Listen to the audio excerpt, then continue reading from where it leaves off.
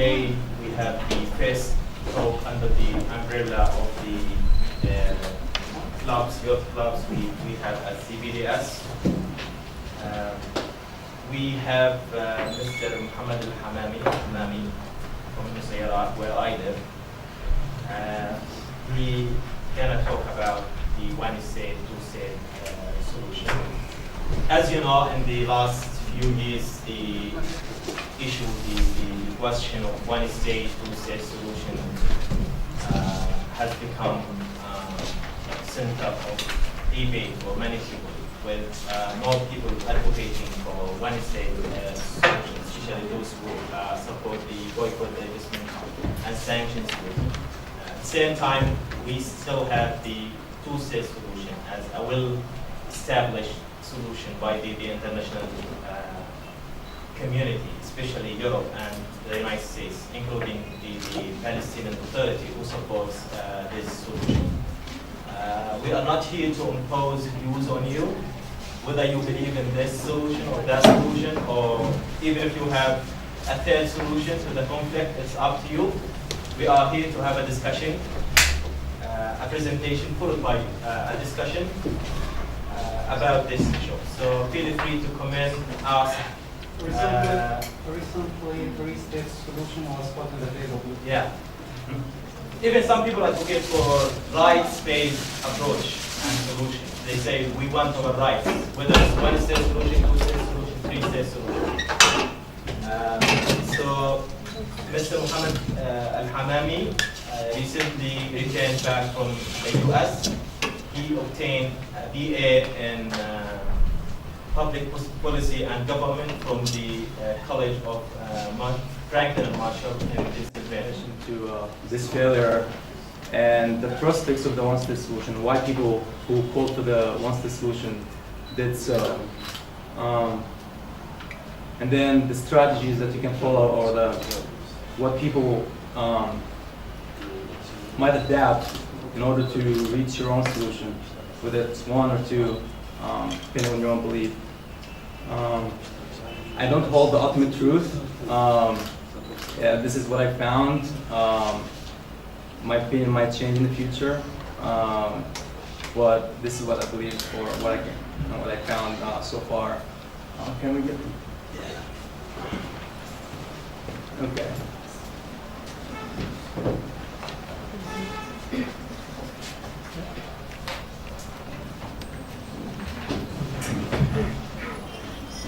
Can everybody see clearly? Yeah. Yes. Well, there's why did the two-state solution fail? There's two main reasons. One is logistical, and the other one is ideological. The logistical one is the settlements, mainly in the West Bank, since the Israeli government withdrew from Gaza Strip. Yad Karmi, a prominent Palestinian author, wrote in 2002 an article exploring the option of the one state. And in the article she said, a glance at the latest map of the occupied territories suggests that it might be impossible I don't know why for the one state solution to happen, right? Okay. It's not showing the whole slide. Okay. So here's the map of the West Bank and how it's divided into territories, fragmented pieces of land where Palestinians live. This is the Oslo Accord map, where the map is divided into three parts. Area A, where most Palestinians live, and Palestinians, or the Palestinian Authority, have direct control. Area B, which is the yellowish area, which many Palestinians live there, but the Israeli government and the Palestinian Authority have mutual control. And then Area C, where Israel has total control. And as you can see, the settlements, the blue squares or triangles, they're all over the place, positioned strategically in order to cut the roads between the Palestinian towns and to control the waters right? So right now, as of now, we have more than 500,000 Israelis living in the West Bank. We have 125 government-sanctioned settlements, which means that these settlements are supported by the government, they're funded, the infrastructure is paid by the government, the roads, the water supply, etc. In addition to that, there's 7 in Hebron and 15 in East Jerusalem. Of course, these settlements are in opposition to international law, which prohibits the movement, the transfer of the population of unoccupied to the occupied land. In addition to that, there is 100 settlements outposts. These are unrecognized outposts built by zealots, religious zealots, who just want to control, despite the facts on the ground of the government intervention. And then the settlements and their infrastructure control 42% of the land in the West Bank. This means not just the settlements, but also the roads, the Jewish-only roads, the security outposts, the checkpoints, control 42% of the land of the West Bank, right? So Rashid Khalidi reached the same conclusion. He's a Palestinian American author. In his book, The Iron Cage, he wrote that the tight control of Israel on the West Bank and the facts on the ground that they forced into the land is the reason why a Palestinian state cannot be established there. Virginia Tilley and Ali Abu Nama explain more about the effects of settlements in Palestinian life in their 2 books. You can check them out if you'd like. Then the second reason is ideological, political Zionism. See, the settlements is an extension to political Zionism, right? The idea of settlement comes from control. Political Zionism is an ideology that seeks to control the land, most land, least people, or Palestinians, and to establish, I'll explain it more thoroughly in a bit. So Tilley, in her book, she wrote, authority and capacity regarding the settlements are rooted in the fundamental law of the state and traced to the first decades of the Zionist project prior to the state's founding. Meaning that the reason why there are settlements right now is because of political Zionism, not any other reason. The reason why Israel treats us the way they do, the racism, the brutal occupation, is because of political Zionism, right? And now I say political Zionism, I specify it because there's something else called cultural Zionism, and I'll get to it later on. There's some core difference between the two. Should I just keep? Yeah. So political Zionism is the idea of, it started in the late 1900s or late 1800s, the idea of establishing a Jewish state in order to escape the persecution of Europeans to Jews in Europe, right? So the idea was to create a Jewish state where Jews are the majority of people, where they control most of the land, most of the government, where they can have a Jewish army, etc. So like the country is it's not just for Jews, but it's a Jewish country. It's exclusive for them. Now the problem is the land that they wanted to create the country on was already inhabited by us Palestinians, right? So logically, what they had to do is they had to kick us out, right? And they recognize this fact. So colonialism, so the solution for this impasse, for the problem of us being in the land that they want, is colonialism. And Herzl recognized that. In 1902, he wrote a letter to Cecil Rhodes. He's the one who colonized Zimbabwe back when Europe was colonizing Africa. And he said in a letter, how do I happen to turn to you, since it's out of the way matter to you? How indeed, because it's something colonial. So Herzl recognizes that it's a colonial project. The King Credit Report is after World War I, when the Ottoman Empire was was defeated, and the Arab land that was formerly controlled by the Ottoman Empire, now it had no government, right? The Americans sent a commission to find out what the people want, and they asked questions, they had petitions, and one of the conclusions they reached was this: they came to Palestine, they asked the people there, the Palestinians and the Jews, And that was one of their conclusions.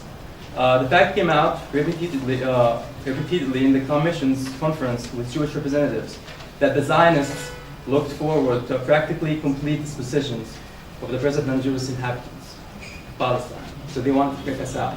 That was in 1919. Ben-Gurion, in 1937, when Palestine was under the British mandate, they wanted to, after the Arab Revolution, or during the Arab Revolution in 1936, they wanted to find a solution. So they wanted to divide the country. They wanted to do a partition, right? So that was the first plan to divide the country between the Palestinians and the Jews. The Palestinians, of course, refused for understandable reasons. Ben-Gurion and the Zionist movement agreed to the partition. They were divided about it. Some, people like Ben-Gurion wanted to divide the country. Other people didn't. So Ben-Gurion is writing to his son, Amos, explaining to him why he agreed to the partition. And he said, of course the partition of the country gives me no pleasure. He's not happy about it. But the plan was to get a foothold to the country so he can take over. And he continued, we must expel the Arabs and take their place. And that was in his letter. In 1940, you see the trend here, it's from the beginning. It was a colonial project. They wanted to take over. In 1940, Yusuf Welz, he's one of the Zionist leaders, he wrote that, it's our right to transfer the Arabs. The Arabs should go. Again, Ben-Gurion and the Nakba, we must expel the people and replace them. And then he sighed, what a beautiful sight. He rejoiced when he was watching the exodus of the Palestinians. So the trend is going on, right? So the result is, the settlements is just a reflection of political Zionism. It's a continuation of the process of colonization, right? Most land pleased Palestinians. When Israel took over the West Bank and Gaza in 1967, Golda Meir, the vice president of Israel at that time, she instructed her people to restrict the growth of Palestinians in Jerusalem, right?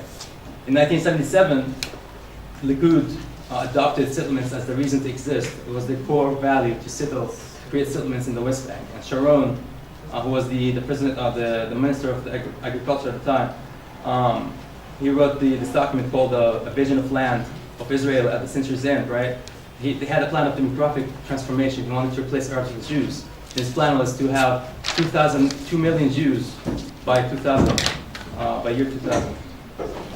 That did not happen, of course, but nonetheless, the effects are still, the plan carried on. Matityahu Drobus, one of the leaders of the Zionist movement in the World Zionist Organization, wrote that in 1967, if there is no Jews in the West Bank, it's not ours anymore. We cannot have a claim on it. So there was a plan, the plan to take over the land, more land. And that's political Zionism. It's not about politics. It's not about, it's their factors, but the main reason is political Zionism. It's ideological, right? A year later, he wrote Master Plan for the Development of Settlements in Judea and Samaria. That's what they call the West Bank. And he outlined the importance of settlements locations, to strategically place them between Palestinian towns, put them on top of water aquifers so that they can steal water, to establish security posts, checkpoints, etc. And the goal, of course, the hindrance to establishing a Palestinian state. They don't want a Palestinian state, and that was written in his document. And a year later, the UN Commission for the Palestinians' rights wrote a letter to the headquarters saying that Israel is doing this and it's not right. So it's no surprise today that Netanyahu would come out on the news saying that he will not give up the West Bank, right? Because it's a trend, it's a continuation from the beginning of Zionism. It's colonization. They want to take over, they want to take more land, and the settlements cannot be given up, because given dismantlement of the settlements would be a national suicide, because the Israeli society is very divided among itself. That's why in the elections they have million parties, right?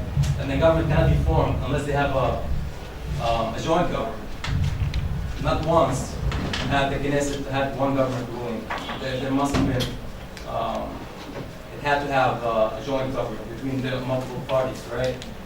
So there's multiple factors, political, the government, doesn't want that, and there's external factors like the Jewish National Fund and World Zionist Organization. They're both Jewish and Zionist organizations that want to impose their own ideology on the land. So they put external pressure on the government. There's economic. There's a lot of investment in the settlements, millions of dollars put into building these buildings and the infrastructure, the roads and checkpoints. There'll be a lot of money to give up. And there's water. Israel uses 80% of West Bank's mountain aquifer. They use a lot of water. They don't want to give it. They don't want to give that up. Benny Morris, he's an Israeli historian, writing about the one-state, two-state solutions in his book. He said that no Israeli leader would have the guts or political power to forcefully uproot, abandon, or crush them, the settlements. You just can't do that. Last time a guy, the Rabin, tried to make peace with us, we killed him, right? Assassinated him when he tried to give up the settlements. So, if not the two-state solution, then what? If there is logistical reasons why the two-state solution is bound to fail from the start, if there's ideological reasons that the two-state solution cannot happen, then what's the solution? Tuni Jadid, he's a Jewish thinker who specializes in European history, but he wrote about the Palestine and Israel. He said that the very idea of a Jewish state, right, where Jews control everything, and non-Jews are excluded, is rooted in another time and place, right? He called it dysfunctional anachronism, right? It means that it doesn't belong to the 21st century. It's an old idea where one race controls everything in a state where two people live, or multiple people live, right? So he said there's two options for the Jewish state. There's either to expel all or most Palestinians, which is not going to happen because at this time and age, it would be a flat at the international community to do an outcry. And apartheid, where two classes of people live. Jews would be ruling and non-Jews would be living with them with deprived of rights. And Judith said that both are unrealistic. He did not recognize that there's apartheid in Israel, right? And I disagree with him. I think there's apartheid in Israel. If we make a simple comparison between apartheid South Africa and Israel right now, there's privilege and superiority based on race in apartheid South Africa. Whites were the rulers. They're superior, they're better, and the rest of the races aren't. In Israel, it's the same thing. Jews are the rulers, right? We have Jews who have full rights and privileges. Palestinian citizens of Israel who have limited rights and privileges. They can vote, but there's a lot of laws discriminating against them. And there's us, the Palestinians, who are not citizens. Even though Israel controls us, the Israeli government is the one that, even though we have a Palestinian government, but it's a puppet. The Palestinian Authority is just a puppet, right? Israel is the one who controls us. If you want to leave, you have to ask for permission. You have to get a permit from Israel, right? When you're born, you get a birth certificate. You have to send it to Israel, right? So the Israeli government controls us, but we have no say in it. We don't vote, so we have no rights and privileges, right? In apartheid South Africa, there was a lot of social, economic, and educational discrimination. Whites could not marry blacks. Whites owned most of the land, owned most of the businesses. There was disparity between schools, between the white and black schools. In Israel, there's 50 laws discriminating against Palestinian citizens of Israel. Right? If you're a Palestinian who's married to, who's an Israeli who's married to a Palestinian who's not an Israeli, you cannot live in Israel. There's a lot. This is just one law. There's a lot of laws against them. Of course, there's no need to talk about us being discriminated against. There's also the policy of divide and conquer. There was this whole policy of Bantu states. They're like, okay, the South Africans were like, the white South Africans told the blacks, we're gonna give you pieces of land to live on. You're gonna have full rights. You can vote your own parliaments or governments. You can do whatever you like in these lands. But they were fragmented pieces. They're all over the place, divided by what controlled land. It's the same thing in Palestine, right? In the West Bank, it's pieces, fragmented pieces of land all over the place, and there's settlements all over, dissecting these towns and cities. I'm going to show you the map now. Here's a comparison.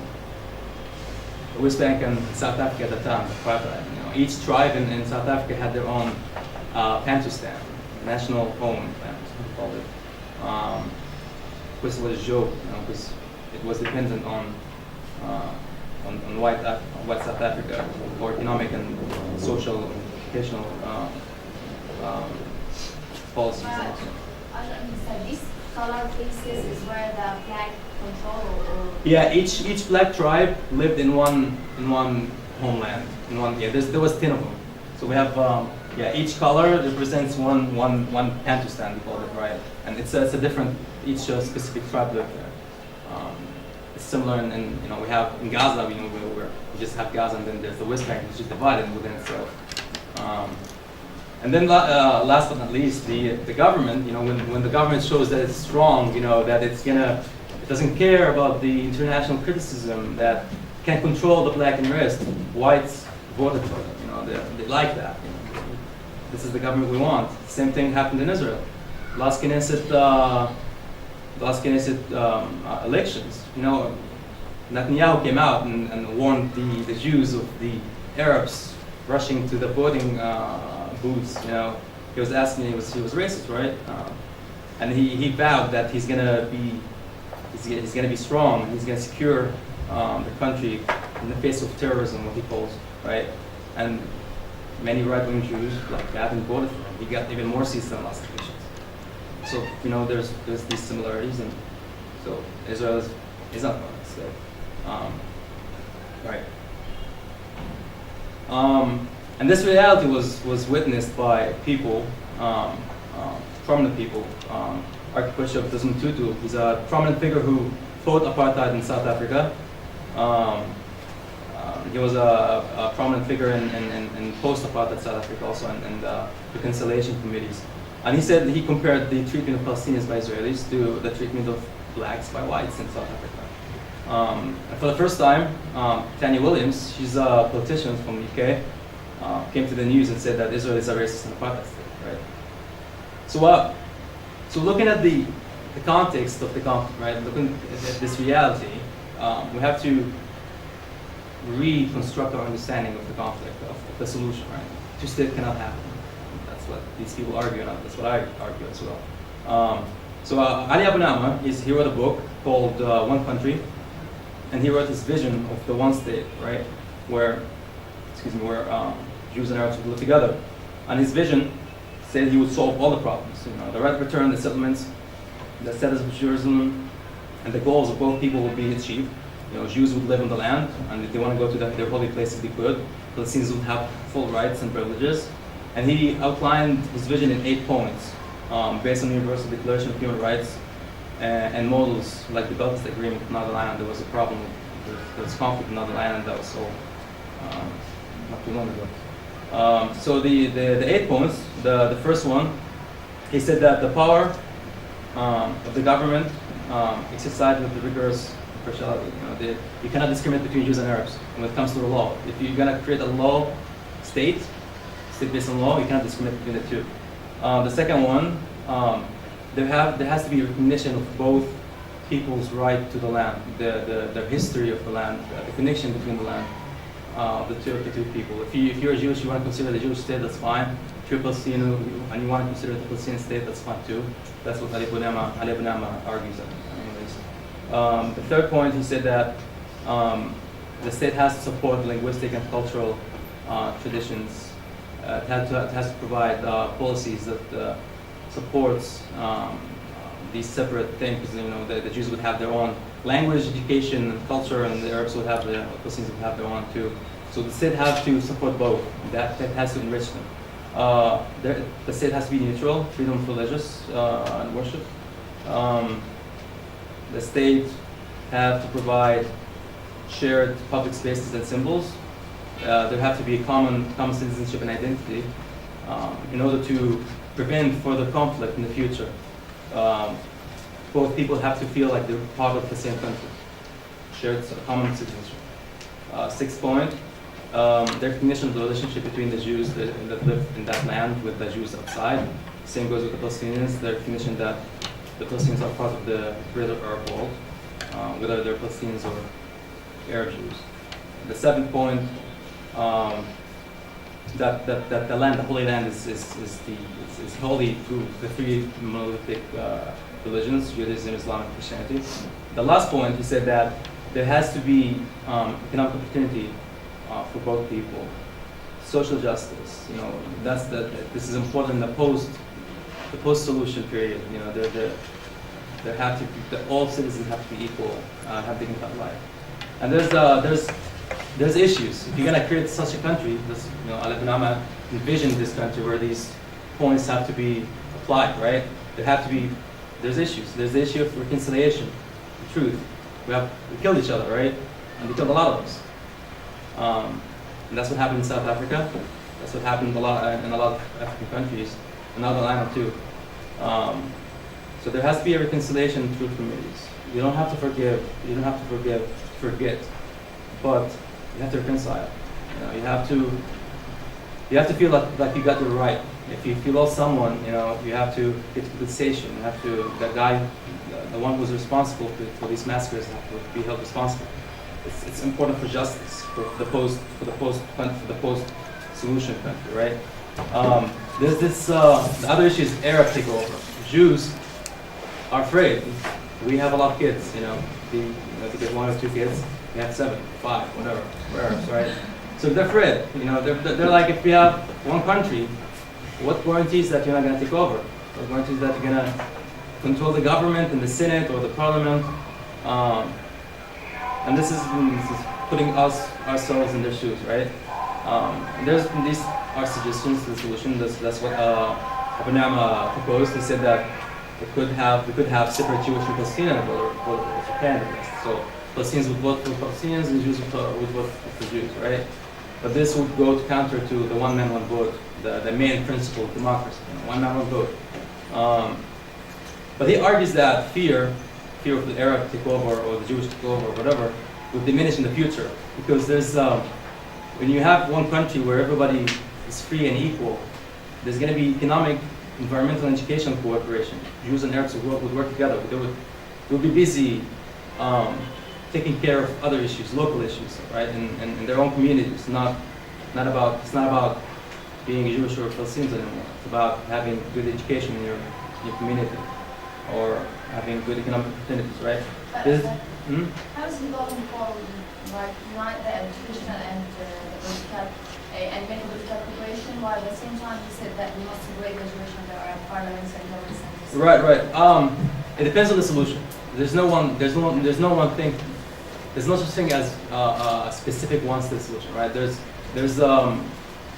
you will lose the main point, like. Right. The separation. Right. Now, good question. So there's no envision. He outlined the 8 main points, right? He didn't say it has to be federal. He didn't say it has to be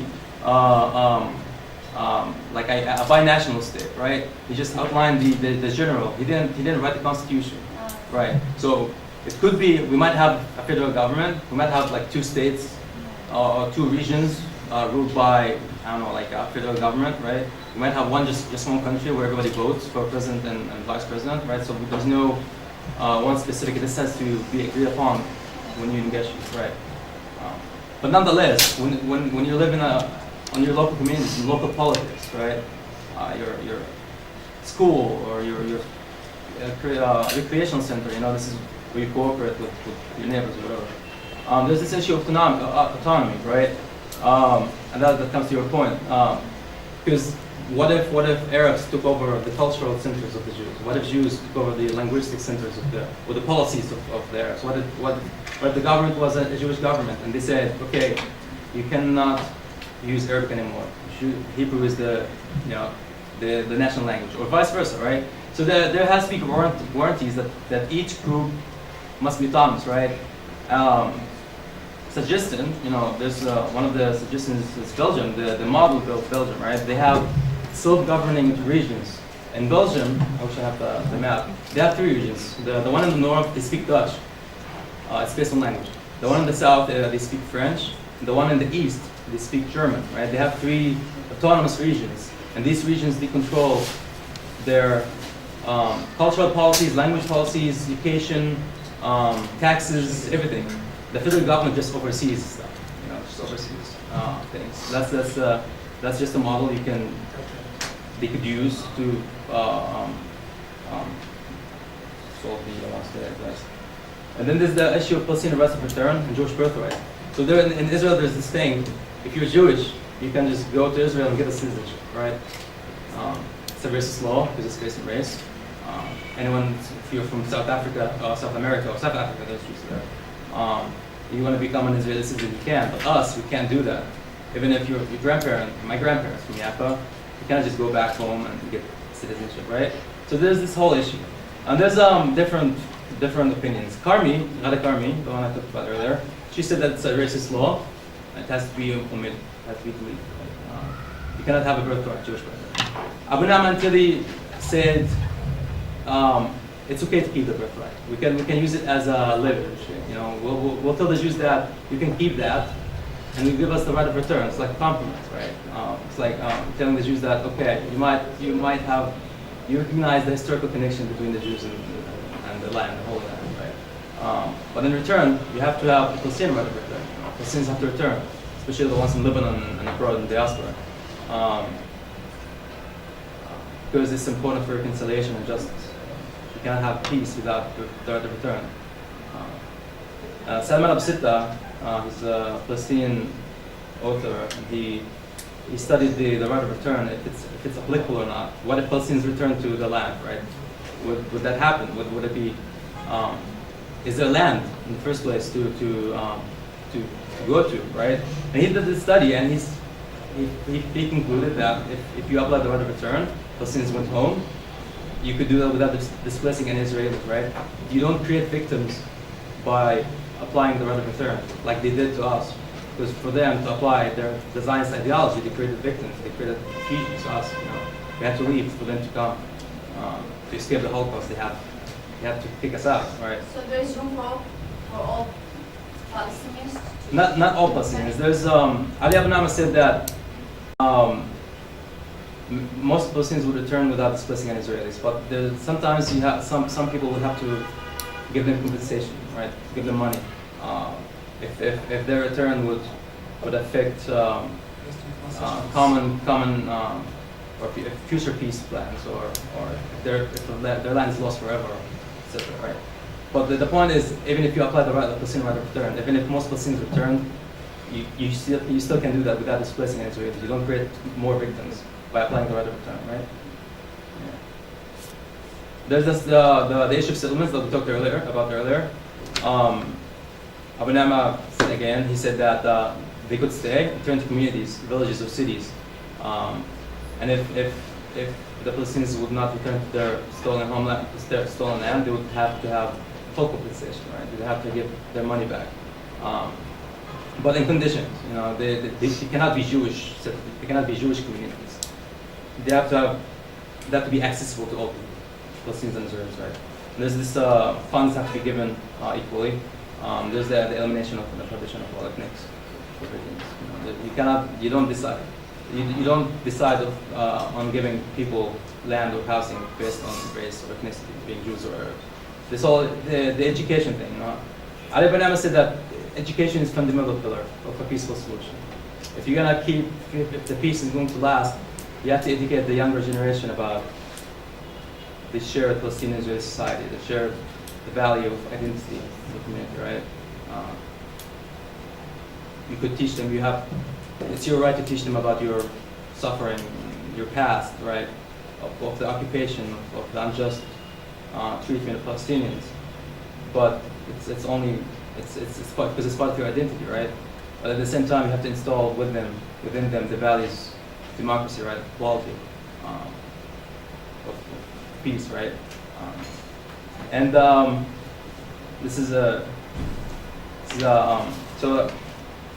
skip this one.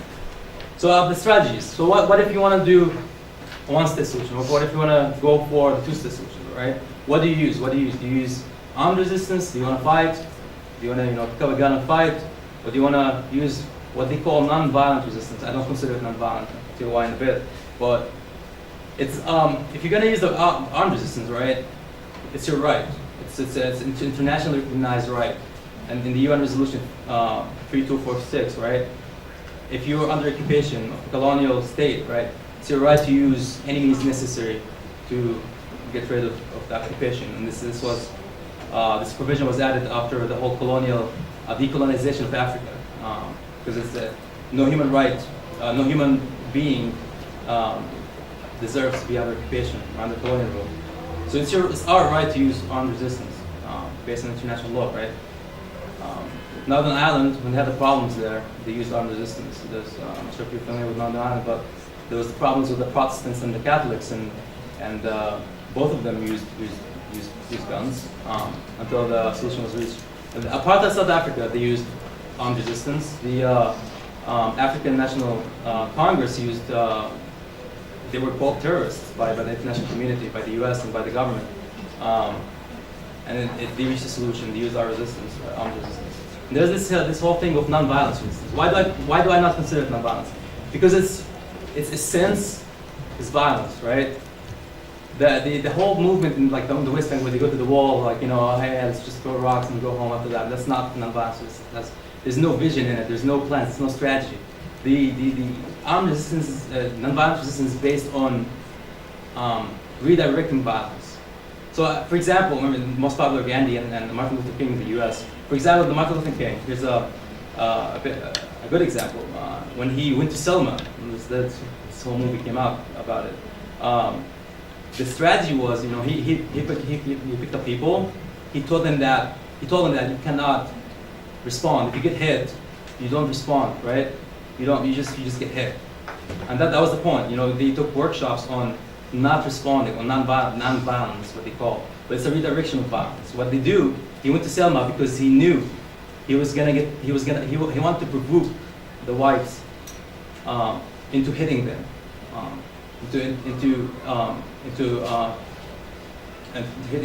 hitting, right? He knew that he's gonna get a response from the white police if they're gonna release the dogs on the demonstrators, right? Because the point was to show the world that they're the victims, right? There was a strategy, there was a vision, right? To win the sympathy of the international community, of the white community in the U.S., right? I think they're not called nonviolence resistance. Because it's, well, indirect. Right. You exactly. That's what I believe, at least. Yeah. It's not nonviolence, because what you do is you redirect the violence towards you in order to win the sympathy of the world, right? There were violent resistance of the Black Panthers in the U.S. also, but this is what worked there. But the most important thing, I think, whether you pick armed resistance or non-violence resistance, is the aims. In South Africa, start with that, the African National Congress, when they established their armed wing, like Al-Qassam here, so they call MK there, they formed it around the Freedom Charter that they wrote in 1955. And they said, you know, South Africa belongs to all who live in it, black and white, and that no government can justify claim authority unless it's based on the will of the people. So the goal, even if they used armed resistance, even if they're called terrorists, right, the goal is to unify the country, to have equal rights, right, to have democracy there. The goal wasn't to kick out the whites from South Africa. And then Alhammami argues that this has to happen here too. The Palestinians the message of the Palestinians have to be that the fight is about injustice, it's about the system. You're fighting the system, the occupation, right? The apartheid. You're not fighting Jews because they're Jews, right? And this message is we say this a lot, right? But the message, the aim of this message, right? Because Hamas would say that they want to kick out the Jews, right? They want to liberate all of Palestine. We just want Palestine for ourselves, right? And we have the Palestinian Authority who wants to have a two-state solution, right? But even if you use armed resistance or if you use non-violent resistance, the message have to be that you want democracy, you want equal rights, freedom. It's not based on what you do is the struggle. You transform the struggle, from self-determination, from having your own country where you rule yourself, to struggle for rights. Yeah, that's the essence of it. Cultural Zionism, this is the last point, then we can move to question and answer. Cultural Zionism, so another type of Zionism that existed alongside political Zionism, the racist and exclusive Zionism. Cultural Zionism was based, unlike political Zionism, which was based on creating a Jewish country with the Jewish army and borders, cultural Zionism sought to revive the Jewish spirit, the Hebrew language, the culture of the Jews, right? They did not want a state for Jews. They just want a home for Jews, right? Cultural home, spiritual home. They did not want to create a Jewish country, and they sought. There was multiple organizations in the past, like the Hood, called the Hood, yeah. They sought to establish a binational state. Even that in the 40s, they used advocacy and they wrote letters and stuff, but it did not work. Nonetheless, there was a movement within the Jewish community to create a binational state. That's the point I'm trying to say. There was and so you see how Obama, when he speaks to the Palestinian or the Muslim world, he says we're fighting terrorists, we're fighting extremist Islam. We're not fighting Islam itself, right? I think that's the message that we need to use. We're not fighting Jews or Europe or cultural Islam. We're not fighting you because of your culture, right? We're fighting you because we're fighting extreme Zionism, political Zionism, right? The Zionism that seeks to exclude us, to kick us out, to control, to keep the occupation going on. Not the Zionism that seeks to enrich the culture of the Jews. Not the Zionism that seeks to live peacefully with us, right? And I think it's important. What's important is the grassroots movement. We don't have a grassroots movement. The grassroots movement is the masses moving, and the political participation of the people, right? What we have here in Gaza, we have a couple of thousand people controlling the lives of millions, right? In the West Bank, it's the same thing. We have a thousand people in the PA controlling the lives of millions. They're deciding what to do with our cause, right? And the same thing in Gaza. We have no say in our own lives, right?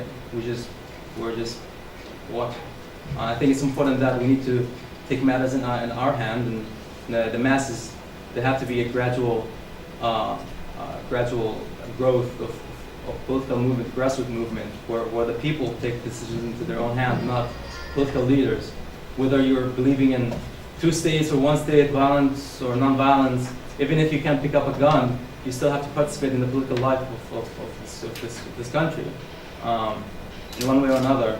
An example of this is CPDS, the one Yusuf was mentioning, boycott divestment and sanctions, which is what they consider non-violent resistance. And it's been an important movement in the past 10 years. Yeah, I think that concludes it. Yeah. So if you have any questions, I'll be happy to answer. Yes. Excuse me. Yeah.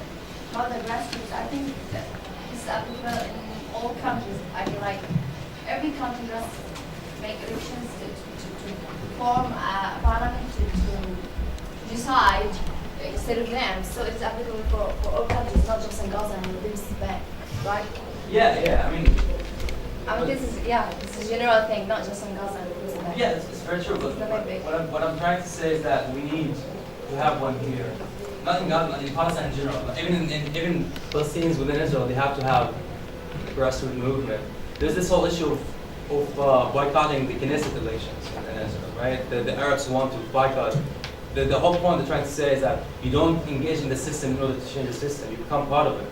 They want to boycott the system and go to the street, in order to change the system. That's what they argue. I think we need to do that here too, and the West as well.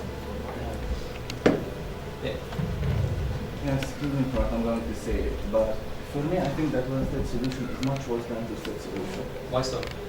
In so many levels. First of all, I agree that two-state solution is very bad, but I think that one-state solution is much worse because it's provoking an ideology to let Palestinians, especially for the children, to forget what the name of Palestine. Now, when we talk about one-state solution, where is Palestine in this solution, so-called solution? Mm-hmm. You said that about in the timing when there will be an election and everyone will have the equal rights and everything, that then the Palestinians or the Israelis or whatever you can call them, they can create a country and they create a shape, and then name it for whatever they want. In this case, you are actually, changing the facts and how the Palestinians struggle from 1948 till now, about what exactly. So actually, it's a strategy, in a way or another, to let the Palestinians forget about the name of Palestine, and let's engage by the name of putting yourself inside the technique of the Israelis, how they control us, so we can be like basically one of them and fight them from the inside and get out. It's more like, for me, it's more like it can be a strategy more than anything else. It cannot be named a solution. In this case, I really prefer to state in one way that it's at least named Palestine. Let's say that if I want to teach my kids about one state solution, okay, what I should teach them, okay, equality. For the meaning of equality, I think the most thing that corrupted our lives as Palestinians at political level is changing the concepts, or exactly what the meaning of the concepts. If you are going to say Palestine, what the meaning of Palestine in this case? Also, when you mention a lot of words, like a lot of time the word Jewish, and we are talking about not for discrimination or something like that. I refuse this word because actually our problem is not with Jewish. Our problem is with Zionists. Sure. And with the people who occupied our lands. I don't care if they are Jewish, I don't care if they are Muslims, I don't care if they are whatever. No, I agree. So now when we put the solution based on the Jewish Arab way, not based on Palestinian and non-Palestinian. When I refer to Jews, I mean the people living here, because the ethnicity of people, it's either you're Jewish or Palestinians, right? But no, I disagree completely with what you said about forgetting Palestine, because nobody told. When I talked about reconciliation, I said it's not about forgetting, it's not about forgiving. You don't have to forgive them, you don't have to forget about what happened. It's about moving on. You reconcile, you create peace and you move on, right? You don't forget. See, it doesn't matter what the state, call it Palestine, Israel, call it the state of the Holy Land, right? Well, why do you know where you're from, right? About the right of return. I know I'm from Yafa, why? Because I've been taught, right? Right. So like it's about us maintaining our culture, and that's what comes with the whole autonomy thing, where each group is autonomous, where it can have their own educational system, or they can maintain their own culture and language, right? So you're maintaining your culture and language, and you're teaching, right? You don't forget, you don't forgive. You don't have to forgive. You can forgive if you want. You can forget if you want. You don't have to. Of what? In exchange of basically we're exchanging conflict with peace. Everything. They did all of these horrible things to you, and they will still do it. In exchange of like making them exactly as you, like equality, and okay, let's have the right of for example, vote, and let's have for me, I don't agree with that, because why not? There is no such thing called equality between me. Right now there isn't. But that's the goal. The goal is to have equality. No. Right now it isn't, because I am more powerful in a different way. Yeah, for me, for myself, I think that I'm more powerful because I have the right. They fight and they are trying actually for what you are saying right now, to have even whatever so called equality between us and them. After all, we remain the people who have the right, and they will remain the people who have not. So that's why they are trying to change our history, they're trying to change everything in order to provoke for their ideology. That's the most basic things about the struggle about Palestinian or Zionist way.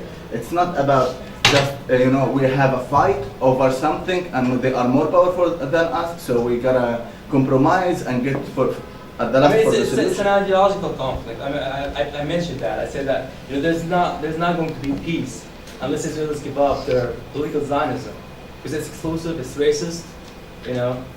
I'm not, but the goal is to have. I don't get what you're saying. What's so bad about having a solution? What's so bad about going back to where you're from? What's so bad about the right of return? What's so bad about equality? What's so bad about voting and engaging in political? Actually, after we get to free Palestine, this is the actual. How do you plan to do that? Okay, this is a strategy we can talk about. Now, I don't know exactly what is the strategy. We can talk about this. Are you saying that exactly what we can do, unarmed resistance or armed resistance or whatever the way, or even one state solution as a technique, but not as a solution. Okay, I mean that's This your is- belief. This is something, but it's always about if we are going to provoke for a solution, it should just be one Palestine, nothing No else. Jews? What? No Jews? You want to kick them out? Kick them No, no, out? no. There is big difference between no Jews and no Israelis. I'm sorry. Okay, that's fine. No, I mean, Yeah. well, I don't care about the it's not going to be Israelis. Israel. I They mean, kill me. the They one can't said kill me. the one said it's not going to be Israel. I mean, it's you call it whatever you want. I mean, it's your nationality is Yeah, going to be but whatever the still, name of the country. You make me But actually if it's- forget my concept You don't of have to why forget I've the been concept. fought, why my No, you don't grandparents have to. been killed, why I'm still being killed. It's just because of that we, like after all, are going to give them the same equality of us, the same rights of No, us. no, and you don't. That's it. Muhammad, let's move on. I think Yeah. one last comment because it's almost 3. Yeah. 4. Yeah, sorry. I want to say something. If you think that one solution, one state solution is applicable, look at the Palestinians living within the 1948 borders. They are denied all their rights. They are being treated as a second or a third grade citizens. They are being denied their full rights of employment and education and whatever. So how do you think that we can live in social justice and equality with these people? I mean, one would have thought that it is a self-evident right and a basic right, like to be taught and to be work in whatever you like, but this is not applicable for the Palestinian. They are living for a long time, but they still Well, they have cannot adapted to that. admit their rights. They have Because these adapted Palestinians live under a system of discrimination. That's why the system is not going to exist in this one country. So you're gonna change the Right. mentality and It's not. Well, it doesn't have to be the mentality. You're changing the system. When apartheid South Africa ended, many whites were still racist, right? Yeah. But blacks still got their political rights. I mean, there's a lot of economic disparity right now, but that's another issue, right? When black Americans got their rights to vote and to ride the buses in the front seat and to do all this stuff, right? There's still whites who are still racist, till now, till this very day. But it's not state-sponsored racism. This is not state-sponsored, that's the point. It's not state-sponsored racism. This new country has to be a law, country of law, right? The country have to uphold these equal, the laws that call for equality and justice, right? It doesn't matter what these people believe. I mean, it does in a way or another. But even if there's still some people who believe in a Jewish state or whatever, if the country upholds the law, it doesn't matter. There's still white. So everyone gonna like respect the law and just like work. If you go against the law, you're in jail. It's basic as that. Okay, We well, see something that, don't we? is- Can I just say something here? Because it seems you're starting from a point, as same as in your bringing up South Africa. It's probably a good example where you said that the South Africans still don't have economic power, Right. because what was left entrenched was the Colonial Project. And I think that's what he's saying, and what she's saying is that the solution, the one-state solution that's being proposed, is kind of accepting the Colonial Project and making everybody equal. Yeah. Whereas what has to happen is end the Colonial Project. It is Palestine, and then if Jews want to live there, fine, they live in Palestine, but all of the economic advantages are returned to the Palestinians. All of the territory is returned, all of the ownership is returned, all of those things that make the difference between having a viable economic state are returned. I agree So- with you, but what's the status of the Jews in this country, in Palestine? They would be, they would just be the refugees. citizens. So they have the right to vote and everything. So like, Yeah. so what you're saying? Please, here we have to differentiate between Jews and Israelis. We are talking about Jews. No, no, when I say Jews, I mean- Our problem is Israel, not Jews. No, I mean when I say Jews, I'm just This saying is the that point. ethnicity of the I people want living to here. add So. something else. Now, yeah, we are living under, you can say under occupation, but we are living under the three-state solutions. Exactly. Before we go for two or one-state solution, we have to resolve and solve this bullshit situation that we are living in. After that, we have to go for the discussion whether to go for two or one-state solution. For me, as long as we are being controlled by such bullshit leaders, I would like to go under the occupation of Israel, rather being controlled by the Palestinian leaders. I just want to add the last point. Okay, one last word, Muhammad, and then you conclude. I met Mr. Abu Naima here when I was in Gaza, and I remember he had a discussion about one-state solution, and I just asked him one question. First of all, that there is no guarantee about the Palestinians will be more than the Israelis at the time, and the blah, blah, blah, because It shouldn't matter in a democratic country. they can kill us, it's easy, it's something to tell in one night. Anyhow, the point is that if this solution is very great for the Palestinians, what you are going to convince the Israelis? How you can convince the Israelis to go for one-state solution? Why do they Right. have to give You don't have to. concessions? Based on what? Right, look, Israelis are look. giving you concessions based on what? Yeah, this is the question. Many blacks in South Africa weren't convinced. The solution was reached though. Many people in Northern Ireland were convinced about the solution. The solution was reached though. You know, not everybody have to be convinced about the solution. But the idea is that, I mean, that's why BDS exists, you know, because it's external pressure. What BDS essentially is doing, it's hurting the normal Israeli citizen because they want to put pressure on the government. They have to force the regular Israeli, when I say regular Israeli citizens, I mean not people living in settlements or you know, these people who are benefit from the occupation and reaping the benefits, right, and privilege, and not paying a price for it, right? So BDS essentially is pushing these people to push their government to stop to fulfill the three demands of BDS. That's the goal, right? So I don't know. It has to be gradual, you know. These people, there's this whole fear factor, you know. We're afraid of Israel. The Israelis are afraid of us, right? I mean, this has to be dealt with also, you know. I was mentioning this before. Okay, so Ali Abnama in his book in one country, he mentioned an event that happened there. You know, he was giving this talk right about Dawn State, and then this woman, an Israeli woman, stood up and she's like, "What you're saying is bullshit, right? I don't, you know." Palestinians are going to kill us, you know. Yeah. And then Ali Abnama was like, what about the Palestinians in Israel? Why aren't they killing you? You know, why aren't they killing you? And she's like, well, they're not Palestinians. They can vote in the Knesset. That's what she said. Because in her mind, Palestinians in Israel are not Palestinians. She doesn't understand that all Palestinians are Palestinians, right? And she was like, they vote in the Knesset. And Abnama was like, exactly. Give them rights. Give them equality, and they're not going to kill you anymore, right? And that's the point. That's what we're trying to do. We're trying to gain the rights, and that's going to end the conflict. That's the whole point. But you're asking the murderer to not kill you. You know, no, you don't. We're not asking. We're forcing. I mean, like, what BDS is not asking.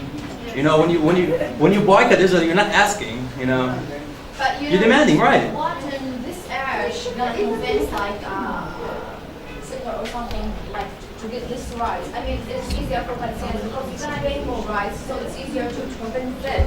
But look at the other side. What in this earth gonna convince them just like to give permit to people? You think they're gonna kill you to just live beside you and to say hello at morning and no, I get it. Why did Adnan Ibrahim was released from prison when he did the hunger strike? Khadr Adnan, sorry.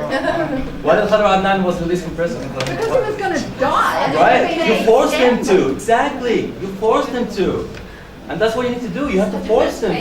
It's a issue we have to do this. Of resistance. It's not just Okay, it's 4 p.m. the end of the talk. Thank you all for attending this talk. This is the first talk. It's a series of talks will follow. Please make sure that you register your details if you haven't. Thank you again. Thank you, Mohammed, for the comprehensive talk you gave. See you again. So Mohammed, now we the presentation. Oh yeah, sure. No problem.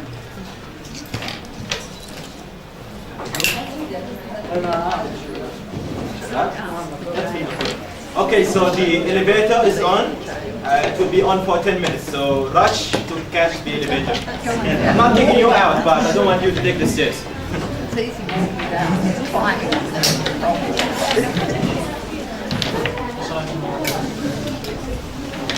And yeah, for those who attended, No. okay.